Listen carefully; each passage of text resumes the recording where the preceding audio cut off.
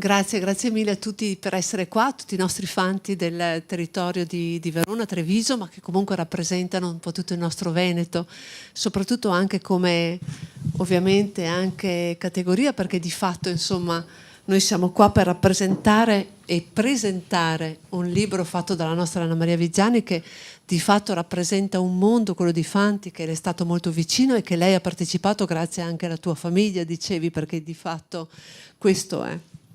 Ma allora chiedevo ad Anna Maria, chi è Anna Maria Viggiani? Allora mi diceva 23 anni, giovanissima tra l'altro, che frequenta o hai frequentato comunque Sì. Esatto, la facoltà di storia e tutela dei beni artistici e che appunto frequentando questo mondo ha pensato ed ha avuto la bellissima idea di scrivere questo libro che oggi vi presentiamo, che è dedicato ai nostri ragazzi, perché questo è, ai più piccoli.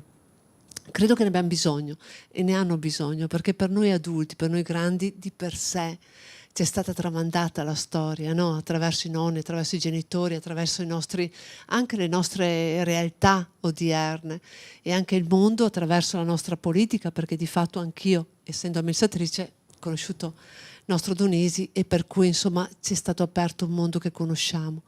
Ma i nostri bambini, chi lo rappresenta questo mondo e chi è questo soldato che giustamente Anna Maria vuole portare a conoscenza di tutti loro affinché la storia venga tramandata nel modo migliore che quello appunto della fiaba e del racconto. Quindi io lascerei nel ringraziarti Anna Maria e io ti lascerei subito la parola e poi magari facciamo altri interventi e assisterà e verrà dopo anche il nostro collega consigliere Andrea Zanoni. Ti lascio subito la parola. Grazie. Allora, intanto grazie Anna Maria per la presentazione e un buongiorno a tutti voi, grazie per essere presenti. Consentitemi prima di iniziare alcuni ringraziamenti. Ringrazio il Presidente del Consiglio regionale del Veneto per l'invito e poi un ringraziamento particolare ad Anna Maria Bigon per avermi proposto di presentare il mio libro proprio qui. Inoltre vorrei ringraziare anche il presidente della Federazione Provinciale dei Fanti di Treviso, Pietro Prete, e la mia editrice Rosi Silvestrini, che sono qui appunto per accompagnarmi in questa presentazione. Detto questo, passo quindi al mio libro. Il soldato senza nome è un libro che racconta ai più piccoli la storia di un supereroe. Mi piace definirlo così quando parlo con loro. Un supereroe un po' strano perché non ha poteri magici né chissà quale forza misteriosa, ma si è sacrificato nei campi di battaglia della Prima Guerra Mondiale. E sto parlando chiaramente del Milite Ignoto. Appunto il simbolo del sacrificio italiano durante la Prima Guerra Mondiale. L'idea di scrivere questo libro nasce alcuni anni fa. Il Milite Ignoto e la sua storia mi accompagnano da quando ero bambina. Mi accompagnano all'interno dell'associazione Fanti, ma anche personalmente. Purtroppo però negli anni ho capito che questa storia molto bella, emozionante e importante, piena di valori, è ancora troppo poco conosciuta e quindi ho deciso di raccontarla e condividerla proprio con i bambini tra i banchi di scuola, con la speranza che questo libro possa essere un seme da coltivare col passare degli anni fino alla piena comprensione dei valori che porta con sé questa storia. Il libro inizia insomma un po' come tutti i libri per bambini con quella famosissima formula c'era una volta una mamma, e quindi parto raccontando ai bambini la storia di una famiglia semplice, una famiglia come tante altre, potremmo osare dire una famiglia come le nostre, quella di Maria e Antonio Bergamas. E da lì purtroppo questa famiglia, da quel 24 maggio 1915, si ritrova coinvolta nel vortice doloroso della Prima Guerra Mondiale. E da lì quindi parte una storia che, come ho detto prima, parte da una storia più piccola, se possiamo dire così, quella di persone semplici come erano Maria e Antonio Bergamas, e da lì ovviamente passa ad una storia invece molto più grande, che si inserisce in un evento che di fatto ha segnato profondamente la storia del secolo scorso, ma anche il nostro presente. E proprio qui, da questo legame semplice, quello di una mamma per un figlio, parte il racconto del Milite Ignoto, un racconto che va appunto da Aquileia, dal giorno in cui Maria Bergamas, con lo stesso amore che provava nei confronti di Antonio, sceglie uno tra gli 11 soldati dispersi nei principali campi di battaglia, e da lì poi si prosegue attraverso un viaggio che lo porterà appunto fino a Roma e fino alla designazione di Milite Ignoto. Quando racconto la storia del Milite Ignoto ai bambini, diciamo che il mio è un libro giovane, perché è stato pubblicato nel 2022, però in quest'anno ho avuto modo di incontrare diverse volte i bambini, soprattutto nelle scuole, e devo dire che è una storia che continua, nonostante siano passati più di 100 anni ormai, ad emozionarli, anche perché nonostante tutto si intreccia perfettamente con i ricordi che vengono tramandati comunque a questi bambini dai nonni e dai bisnonni, quindi non è una storia che proprio non conoscono. E presentarla proprio qui nelle scuole del nostro territorio, come presentare oggi questo libro proprio qui al Consiglio regionale del Veneto, per me ha un significato molto importante. Il nostro territorio veneto è stato lo scenario di alcune delle più cruenti battaglie della Prima Guerra Mondiale, e qui cito per esempio il Piave, fiume sacro alla patria, ma anche il Montello, il Grappa, solo per citarne alcuni. E sono territori in cui i nostri bambini vivono e quindi conoscono, e quindi raccontare la storia passata di quel che è stato, insomma, è sempre una grande emozione. Devo dire che otteniamo sempre grande riscontro anche da parte loro, insomma, si emozionano. E inoltre dico sempre a questi bambini, quando concludo i miei interventi, che il Milite Ignoto ci lascia 2 messaggi. Il primo sicuramente è quello della bellezza della pace e della fortuna che abbiamo noi a vivere in uno stato in pace, ma ci insegna anche un'altra cosa.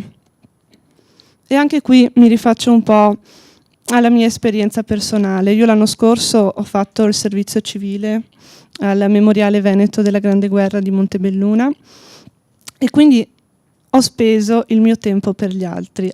Ecco, il Milite Ignoto è un soldato che probabilmente giovanissimo, perché molti dei soldati che hanno combattuto durante la Prima Guerra Mondiale erano veramente giovanissimi, che ha sacrificato addirittura la sua vita per la nostra patria. E quindi dico sempre ai bambini quanto sia importante, anche già alla loro età, spendere un po' del loro tempo per gli altri, per il loro paese e quindi per la loro comunità.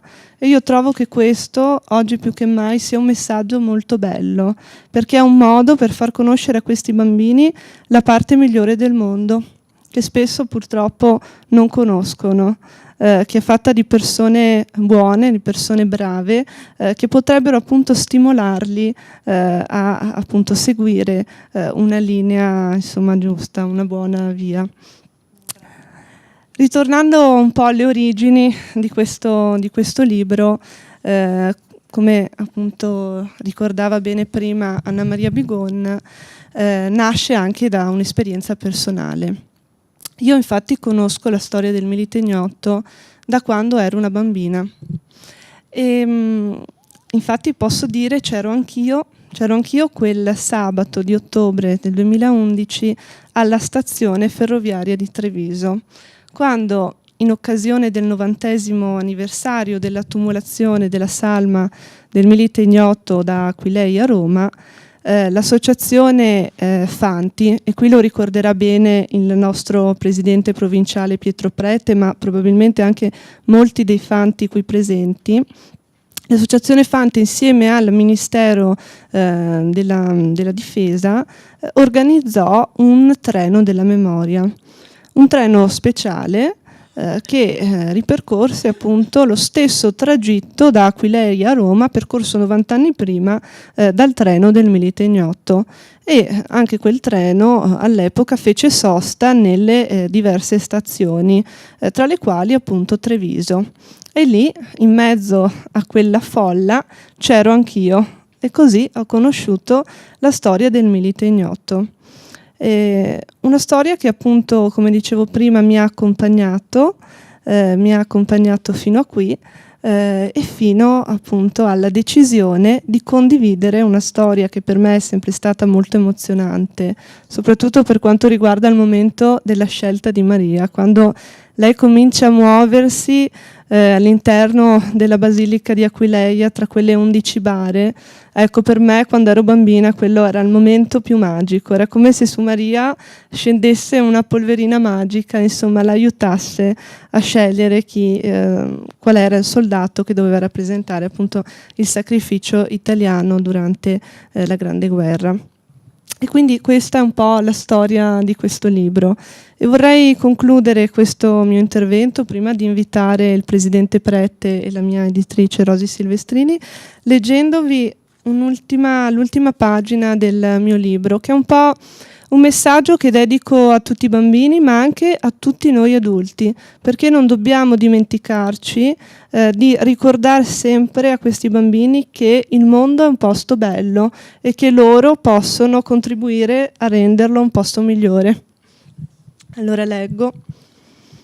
Da quel giorno, 4 novembre 1921, l'altare della patria divenne la casa di quel soldato e Aquileia la casa degli altri 10 compagni. E se un giorno vi troverete davanti all'altare della patria, guardatelo attentamente e ricordate che lì, al centro di questo grandioso monumento, proprio sotto la statua della Dea Roma, riposa il nostro soldato.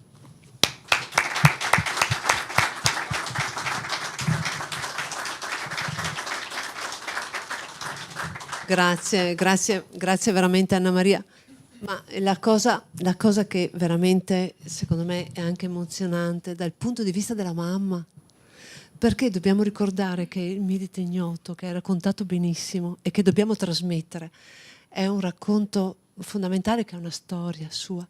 Pensate alla famiglia e alla mamma e quanto è importante, perché io ho visto anche il filmato che, grazie al nostro presidente, che poi invito ovviamente a parlare qua, Mario Donisi, e quando abbiamo fatto il raduno a Veronella, che è stato dove ci siamo conosciute, tra l'altro, Anna Maria e te, sì. E tutte e due Anna Maria, sì. E lì è stata appunto raccontata la storia, abbiamo visto il filmato, l'emozione più grande è proprio il momento che tu hai ricordato, esatto.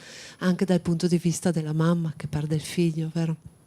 Per cui invito allora il presidente provinciale di Treviso qua, e lo ringrazio per essere qua con noi. Grazie a voi, sì, grazie a voi per l'invito a questo incontro in questa giornata. Quindi ringrazio il presidente regionale, il dottor Zambretti, e gli organizzatori, il consigliere Anna Maria Bigon e poi anche il presidente a quarta commissione Zanoni per l'invito, per essere qui. Un saluto anche a tutti i presenti, con noi anche i nostri fanti sia trevisani che veronesi. Il nostro motto dell'Associazione Nazionale è onorare i caduti operando per i vivi. Ecco, su questo motto motto nazionale, si articola il nostro operare sul territorio. Ecco, onorare i caduti. Come onorare i caduti? Attraverso naturalmente il ricordo, attraverso la memoria, attraverso il ricordo della sofferenza delle nostre genti, delle madri, dei padri, dei figli, dei soldati che combattevano, che erano lungo le trincee. Questo perché è compito nostro, siamo un'associazione d'Arma, e quindi questo compito come associazione d'Arma, appunto questo di ricordare questo sacrificio. Mi ricordo una volta che ritornavo da Treviso e ricevo una telefonata e mi dice: dovrei parlarti, era un giornalista, dovrei parlarti. Sì, dove sei? Sono stato a una cerimonia di un'associazione d'Arma. C'è stato un attimo di silenzio e mi fa: Pier, non ti conoscevo, guerrafondaio. Cioè, a volte l'interpretazione che si dà per quanto riguarda come associazioni, quasi questa esaltazione della guerra, no? No? Noi siamo per la pace, cioè noi dobbiamo portare questi esempi, questi momenti di ricordo, perché la guerra è follia, è pura follia, e lo dobbiamo ricordare al mondo intero questo. Questo è un po' il nostro compito. E poi la sofferenza, perché parliamo anche dei soldati certamente, ma le popolazioni, la sofferenza delle popolazioni. E questo deve essere momento di ricordo. E poi operare per i vivi. Com'è operare per i vivi?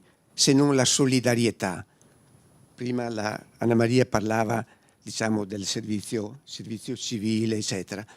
Operare per la comunità. Questo è un po' il nostro compito, quindi onorare i caduti operando per i vivi. E questo è importantissimo. Allora, su questi 3 punti si svolge tutta la nostra attività. Cerimonie e manifestazioni, incontri e conferenze con nostri storici, studiosi, conferenzieri. Dove? Nelle scuole primarie, che poi una volta le scuole primarie, sì, le elementari, insomma, poi le scuole secondarie di primo grado e scuole secondarie di secondo grado, quindi le ex medie e le ex superiori. E poi siamo anche nelle strutture per anziani e naturalmente conferenze con i cittadini. Ecco, questo è il nostro modo oggi di operare sul territorio, naturalmente, come dicevo prima, con attività di solidarietà. Così noi di Treviso, così i colleghi delle altre associazioni, qui Verona lo stesso, ognuno ha una propria caratteristica, però si pone così sul territorio, al servizio degli altri. E poi la pubblicazione di libri.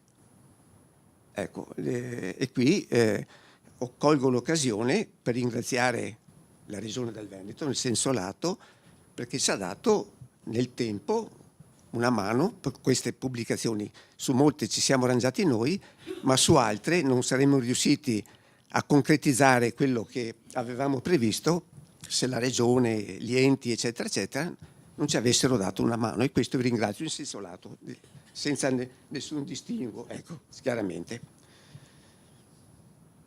Ecco, come dicevo prima, le 3 finalità iniziali sono per non dimenticare, per essere ricordo e memoria. Il ricordo e la memoria sono strettamente collegati. Il ricordo è un singolo frammento di memoria legato a un avvenimento, a una persona, a un contesto, mentre la memoria è un insieme di ricordi. Sono tanti ricordi messi assieme, esperienze, informazioni raccolte da una persona lungo il corso della propria vita, da una comunità, da una collettività, ecco, e diviene ancora più importante se diviene narrazione, che rimanga qualcosa di scritto, che non sia solamente orale, qualcosa di scritto a futura memoria. Ed ecco quindi l'importanza di queste ricerche, di quanto viene pubblicato, del lavoro che anche l'Anna Maria ha fatto io la ricordo, diciamo che all'inizio, quando si evidenziava questo suo progetto, ben volentieri le abbiamo dato sostegno e supporto, ci mancherebbe altro. Anzi, l'avete sentita Anna Maria, noi l'abbiamo proposta come Treviso, come diciamo a livello nazionale, come coordinatrice del nord delle patronesse. Io mi auguro che trovi concretizzazione questo, perché hai tutte le qualità per poterlo fare, a prescindere, diciamo, da tutto. Ecco. E poi come si inserisse il Milite Ignoto? Avete sentito prima, sia dalla consigliere Bigon che da Anna Maria, questa figura del Milite Ignoto, questo umile e sconosciuto soldato che incarna e rappresenta il sacrificio collettivo di sangue e dolore della nostra nazione, di una guerra che travolse intere generazioni, piegò intere economie allo sforzo bellico, cambiando per sempre il destino di gran parte delle nazioni e dei loro abitanti. Ho ripreso pari pari quanto è stato detto a suo tempo proprio riguardo questa figura. Ci insegna che la guerra porta dolore, distruzione e morte, e che la guerra, come dicevo prima, è pura follia.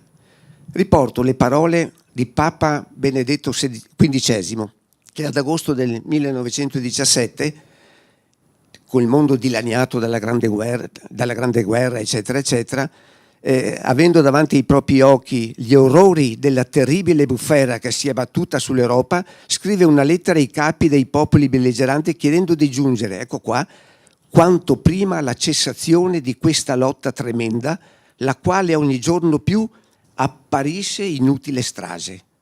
Queste sono le parole testuali di Benedetto XV.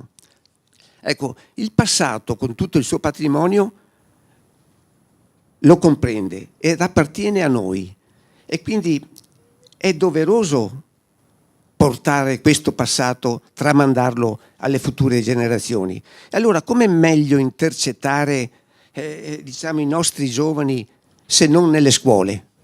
Questo è importantissimo. Su questa impostazione abbiamo impostato la nostra attività, e abbiamo la fortuna al nostro interno, noi come Treviso, voi come Verona e le altre diciamo, federazioni consorelle, abbiamo la fortuna di avere al nostro interno storici, studiosi, conferenzieri. Lorenzo Cadeddu, colonnello, ha scritto 27 libri. Il primo libro scritto sul Milite Ignoto è di Lorenzo Cadeddu e ha fatto da base, per quanto riguarda il 2011, nel 90° della traslazione della salma, e poi anche successivamente nel 21, hanno fatto riferimento al colonnello Lorenzo Cadeddu. Quel sceneggiato ultimo, La scelta di Maria, il colonnello Lorenzo Cadeddu, nostro socio, presidente della sezione di Vittorio Veneto, ha fatto la consulenza storica nel realizzo di questo sceneggiato. Quindi abbiamo personaggi al nostro interno di una valenza, di una professionalità che deve essere portata, non possono rimanere all'interno delle nostre stanze, deve essere portata sul pubblico, devono essere conosciute. Un'altra chicca, ma prima si è parlato di Maria Bergamas, quella madre che scelse, diciamo, poi il Milite Ignoto, che è stato da qui lei e poi è andato lungo il percorso, è arrivato a Roma. Bene, la pronipote di Maria Bergamas, Maria Riccio Bergamas, è una nostra associata. Era iscritta nella sezione di Vittorio Veneto, e poi, abitando lei a Trieste, giustamente è stata inserita, diciamo, in una sezione di Trieste. È una nostra associata. Ecco, questo qua per il piacere di far conoscere un po' questa storia. Ecco, quindi voglio dire, abbiamo queste professionalità interne, ed è bene che siano conosciute. Quindi anche questa presentazione, eccetera, dà spazio, dà corpo, diciamo, a travasare sul territorio questa che è stata la nostra storia. E qui poi c'è anche un altro aspetto. Allora, abbiamo fatto il percorso sia per quanto riguarda medie e superiori, sia per quanto riguarda poi le elementari. La Anna Maria, quando ha fatto questo libro, mi ha detto: Pier, puoi scrivere, posso Anna Maria dirlo? Sì. Puoi scrivere 2 righe? E io di prefazione, va bene, ho detto molto volentieri. E io ho scritto 2 righe, come scrivo normalmente. Gliele mando, mi arriva poi una telefonata e fa: Pier, ma cosa hai scritto? Come cosa ho scritto? Ho scritto 2 righe di... Pier, ascolta, tu qua ti rivolgi a dei bambini, non puoi scrivere come scrivi normalmente agli adulti, qui ti devi medesimare. E io ho provato poi, no? Ho ritelefonato, ho detto: Anna Maria, fammi un piacere, dammi una mano perché io non ci riesco. Ecco. Perché bisogna diciamo, sapersi rapportare con chi è di fronte a noi. E chiaramente Anna Maria, infatti ho avuto notizie, diciamo, di questi ragazzi che ti seguono, che poi diciamo, viene richiesta la sua presenza nelle scuole, i ragazzi sono felicissimi quando... E questo fa tantissimo piacere, tantissimo piacere. Ecco, io non marro oltre perché i tempi... Ringrazio nuovamente voi per questo invito, ringrazio tutti quanti e naturalmente anche all'Aurelia che su questa pubblicazione ci ha dato una mano. Ecco, c'è una cosa. Prima sera l'Anna Maria ha parlato nel 90° della traslazione della Salma.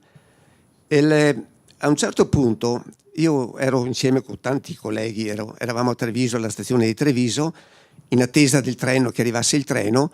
C'era un gruppo di nostri 11 soci che seguivano il treno in un pulmino e a un certo punto le autorità mi dicono: ma cosa state facendo? Ci sono un sacco di persone lungo il ponte della Priula dove doveva passare il treno, ma allora ho telefonato: no, non ti preoccupare, siamo pronti quando passa il treno a buttare i fiori come era successo 90 anni prima, e hanno buttato i fiori. E qui ho il diario di una signora di queste 11 persone che hanno seguito da Aquileia a Roma questo treno nel 2011. È inserito qua, è l'unica memoria storica di questo fatto, di quanto avvenuto.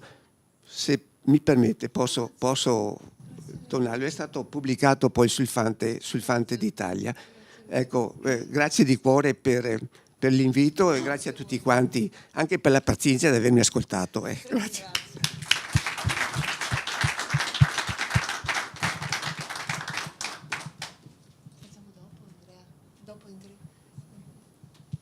Ma io chiamerei Mario Dunisi, se magari ci fa 2 parole, presidente della provincia di Verona.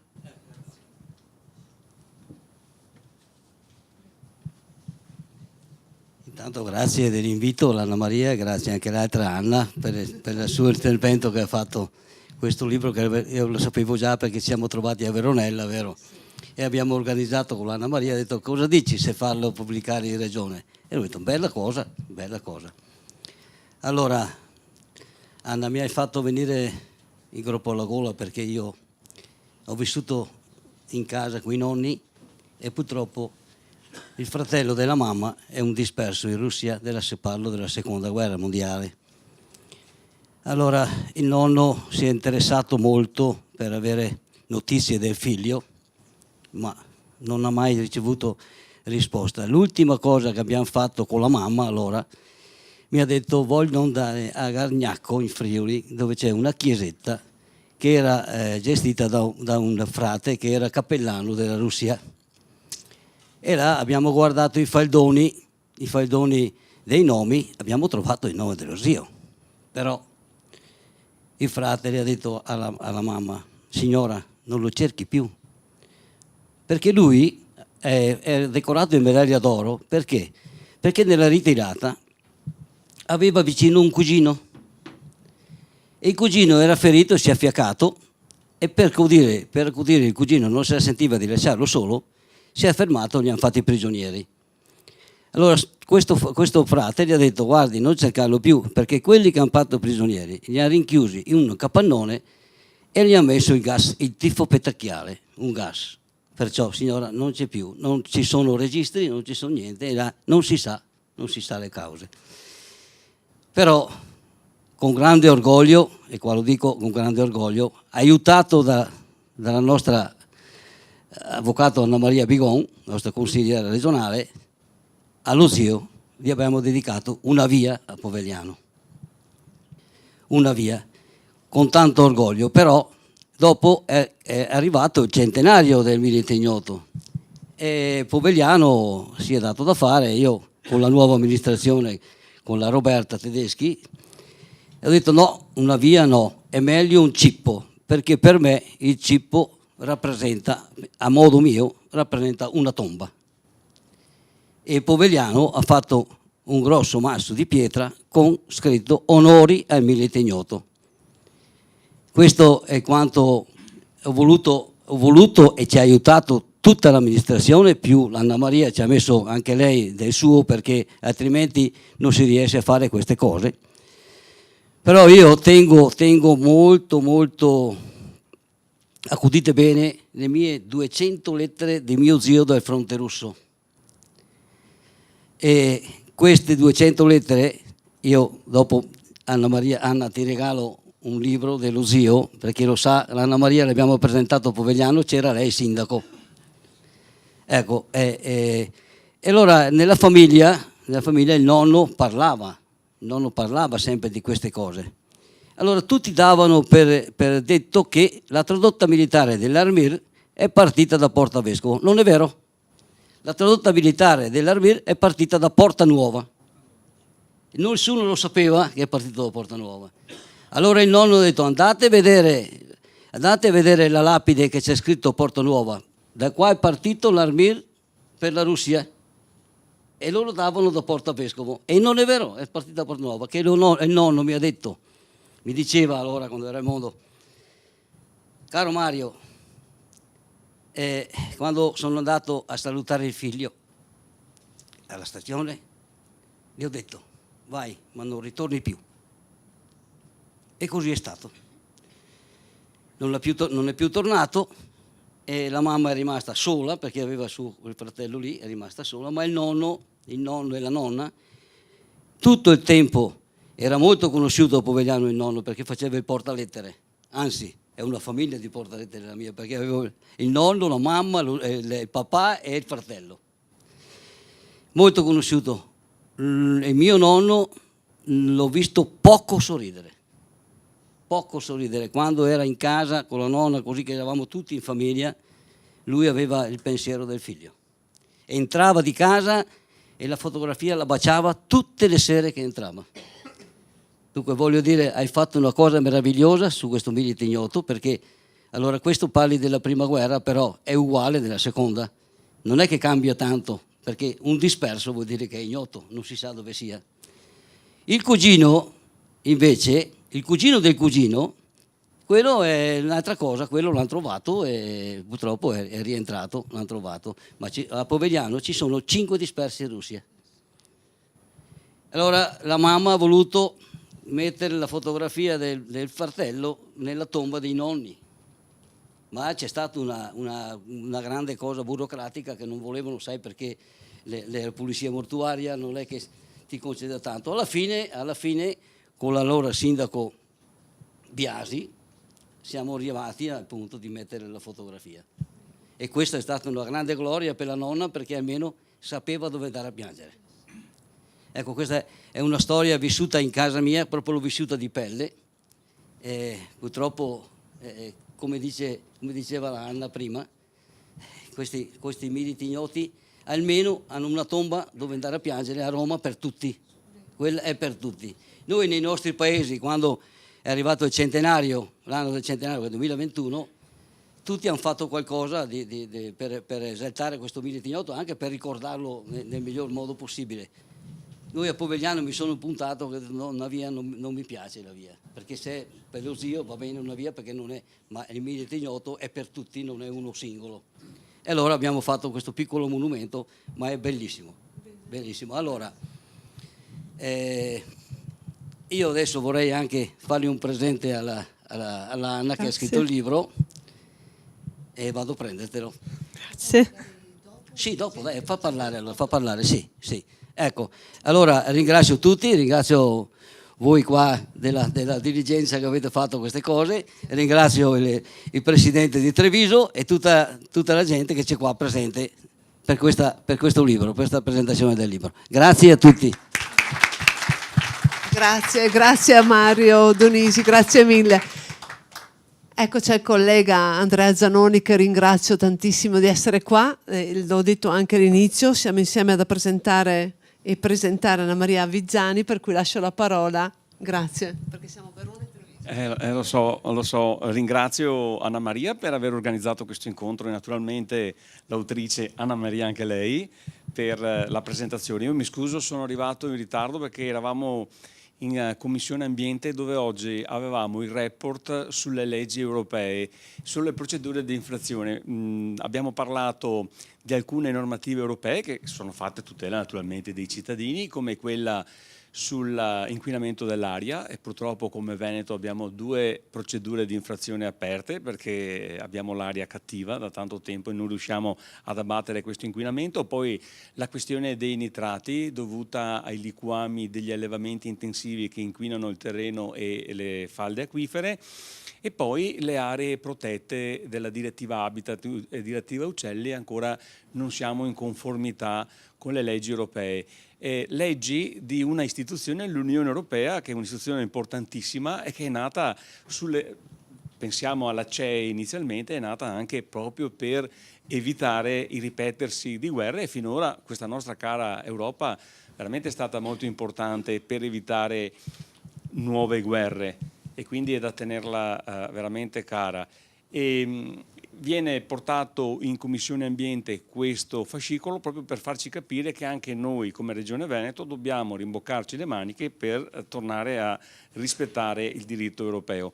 Sentivo adesso l'ultimo intervenuto, mi è venuto in mente come anch'io ho dei fratelli di mio nonno, pensate, che sono sepolti nel sacrario militare di Re di Puglia, e dove penso ci siano anche molti persone ignote caduti nella guerra di Russia, perché veramente ce ne sono state tante. Quindi credo che poter ricordare con un testo, anche se è dedicato ai bambini, che cosa vuol dire milite ignoto, e quindi perché ci sono i militi ignoti, che cosa sono le guerre, penso sia una cosa molto importante, perché è conoscendo la storia che poi si evita di fare e ripetere certi errori, anche se purtroppo oggigiorno viviamo in un'epoca di guerre, ne abbiamo 2 molto vicine, Medio Oriente e Ucraina-Russia, che ci fanno capire quanto importante poi sia vivere in pace e soprattutto in unioni di stati dove si è superata questa bruttissima fase. Quindi mi scuso ancora se sono arrivato in ritardo, ma ho sentito gli ultimi interventi e ringrazio ancora chi ha organizzato e chi è venuto da Verona e da Treviso. Treviso, sapete, la mia provincia, sono del comune di Paese, quindi seguo un po' tutte le attività, in particolare di Treviso, ma non solo. Quindi ancora grazie. No, grazie a te. Grazie.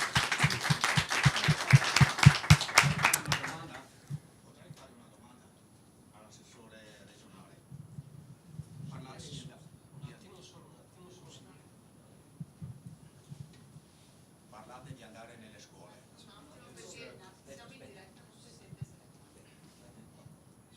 Scusate, parlate di andare nelle scuole, però si trova dei professori e dei presidi che non consentono. Questo non è il caso mio, perché ho anni che ci vado a Nogara, in Verona, nelle scuole con le terze medie, però ho molti amici che si rivolgono alle presidi e non ammettono queste cose nelle scuole. Si potrebbe fare qualcosa a livello regionale, nazionale, con questi presidi e questi professori o maestri, perché la signorina ha parlato giustamente perché va nelle scuole, ma anche noi ci andiamo, però non siamo ben accettati. Io per conto mio no, ho visto Treviso che ha mandato anche sul giornalino che è andato nelle scuole, sono nelle scuole. Verona purtroppo Verona non ci sentono la maggior parte, e qui ho diverse testimonianze che non ci lasciano andare. Non è il caso mio, perché è anni che ci vado, ho fatto domanda per andarci e sono sempre ben accolto. Grazie. Se si può fare qualcosa in regione o col ministro dell'istruzione, perché è una cosa molto importante, come ha detto la signorina, andare nelle scuole, perché già non sanno niente e dimenticano tutto. No, è vero, perché la prima guerra mondiale non la studiano, assolutamente no, lo so perché ci vado. Perciò se si può fare qualcosa a livello regionale o nazionale è sempre ben accetta, così anche i ragazzi sanno queste cose che sono successe 100 anni fa. Grazie, scusate dell'intrusione. No, grazie mille invece per la domanda e l'aver riportato questo problema. Di fatto, insomma, io credo che messaggi che voi date all'interno delle scuole siano fondamentali, e sono fondamentali perché fanno parte della lezione di vita e della nostra storia. Tra l'altro, come diceva il collega Zanoni, io credo che, e lo sappiamo tutti, conoscere vuol dire anche evitare, al di là di quello che sta succedendo, per cui la storia è fondamentale anche per questo. Per cui, ecco, tante volte loro hanno tantissima attività programmata, e quello che io so che bisogna magari farsi avanti tanto prima per programmare gli anni successivi, però è altrettanto vero che se questo è successo non credo sia giusto e corretto, per cui vedremo cosa si può fare. Grazie mille. No, grazie a te, grazie a voi. Sì, a questo punto vorrei invitare a prendere parola per Aurelia Edizioni la mia editrice Rosy Silvestrini.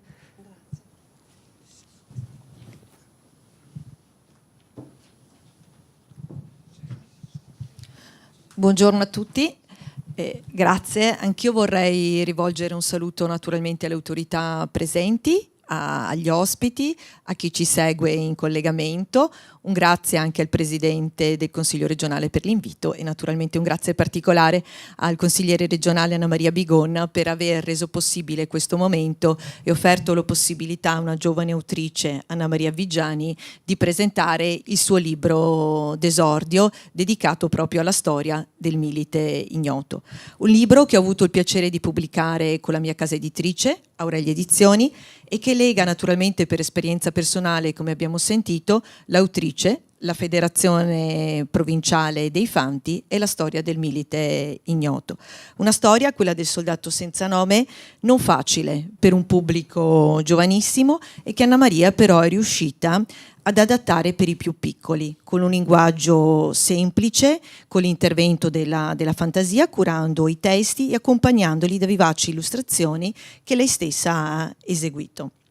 Quando ho conosciuto Anna Maria mi ha sorpreso fin da subito la sua grande passione per questa storia, per la storia del Milite Ignoto, e il suo desiderio, davvero sincero, l'avete anche sentito, di trasmettere questa storia alle giovani generazioni, quindi la storia di questo eroe senza nome. Come editrice ho sempre cercato di dare voce ai giovani che volevano avvicinarsi alla scrittura, desiderosi di offrire la propria visione del mondo, raccontando storie che in qualche modo avvicinassero le persone e offrendo loro l'opportunità di farlo con la pubblicazione di un libro. Ecco che il libro di Anna Maria, Il soldato senza nome, è stata dunque per me l'occasione non solo di dare voce a una giovane scrittrice, ma anche l'opportunità di sottolineare l'importanza di non dimenticare una parte significativa della nostra storia e della storia della nostra nazione, per tenere viva la memoria del sacrificio di tutti quei soldati, fra i quali molti giovani ragazzi, che durante la Prima Guerra Mondiale hanno perso la vita per il bene comune, per difendere la patria e quei valori di libertà e di democrazia che sono alla base della nostra Repubblica. A mio avviso, ancora più importante e significativo, questo libro diventa anche uno strumento per far conoscere ai bambini il valore di questa storia e il legame che ha con la storia della nostra terra.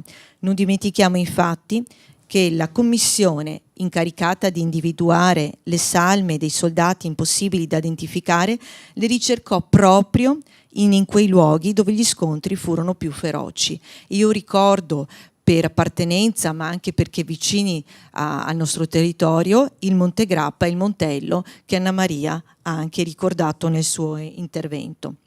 Oltre al Milite Ignoto, ed è già stato detto, c'è anche un'altra direi coprotagonista di questa storia, che è Maria Bergamas, che rappresenta appunto il dolore di tutte le mamme che hanno perso dei familiari in guerra, e anche il simbolo di tutte quelle donne che sostituirono gli uomini al fronte in quasi tutti i settori, e con la consapevolezza che in quegli anni mancavano forme di assistenza pubblica o di protezione sociale per le fasce più deboli, il contributo allora di queste donne fu ancora più essenziale. Ecco che il Milite Ignoto diventa un simbolo di sacrificio, un simbolo di coesione nazionale e sociale, e da qui l'importanza di un libro semplice, immediato, che non è solo per i bambini, ma è per tutti, perché il valore della memoria non ha età. E io veramente sono felice e onorata di aver fatto parte di questo grande lavoro di squadra, che è partito dalla sensibilità di Anna Maria, che mi ha visto coinvolta come casa editrice, che ha visto la partecipazione diretta della Federazione Fanti, e per me è veramente un onore essere qui in questa sede prestigiosa per dare merito a un percorso che porta avanti la storia del Milite Ignoto nei riguardi delle nuove generazioni e soprattutto nell'ambito scolastico. Ringrazio davvero tutti per l'ascolto, e un applauso vi chiederei di complimento ancora per il lavoro di Anna Maria e per quello che sta portando avanti nelle scuole.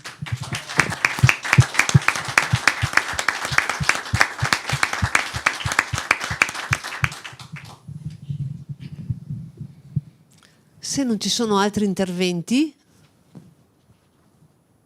prego. Sì, chiudiamo. Sì, va bene, grazie mille a tutti veramente.